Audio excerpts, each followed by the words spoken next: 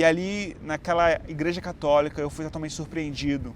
E essa foi uma das grandes mentiras que eu acreditei durante esse período da minha vida. Até que, num certo dia, eu estava passando por uma cidadezinha lá do interior da Bahia, que eu sou lá da Bahia, né? Hoje eu moro em São Paulo, mas eu tava passando por essa cidadezinha, eu tava nessa cidadezinha e passando por uma rua no centro da cidade e eu vi uma paróquia da Igreja Católica. Quando eu vi essa paróquia, me acendeu uma chama. Eu falei, poxa, eu quero entrar nessa paróquia. Eu quero conhecer a verdade. Foi quando eu entrei naquela paróquia, estava tendo a missa da misericórdia, era uma sexta-feira, meio-dia, e quando eu entrei naquela paróquia, a paróquia de São Pedro, lá em Teixeira de Freitas, naquele lugar eu me senti totalmente em casa. Eu senti a presença de Deus ali muito forte. O padre, ele trouxe uma missa falando sobre a centralidade de Cristo na cruz do Calvário, o sacrifício de Cristo pela humanidade, o amor de Cristo, a paixão de Cristo pelas nossas vidas. E aquilo, assim, me deixou totalmente feliz e alegre. Fazia tanto tempo que eu não escutava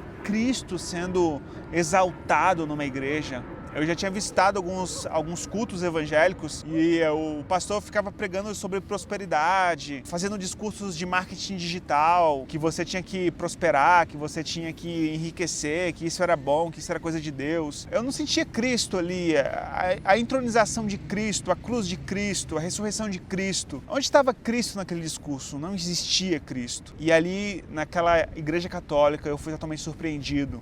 Eu entrei lá e eu pensava que talvez eu iria ver pregação sobre santos, falando sobre Maria. Não que seja errado falar sobre Maria, mas eu pensava que era só isso. Que eu ia escutar ali falando sobre santos, ou que eu ia escutar falando sobre Maria o tempo todo. E quando eu entrei naquela igreja, tudo que eu vi falar foi Jesus Cristo centralizado na cruz do Calvário. O amor de Cristo, a paixão de Cristo, a ressurreição de Cristo, a salvação de Cristo. Cristo estava presente ali. E eu fiquei tão feliz. E a minha alma, ela se encheu de uma alegria tão grande. E eu, finalmente, depois de tantos e tantos anos, eu me senti em casa.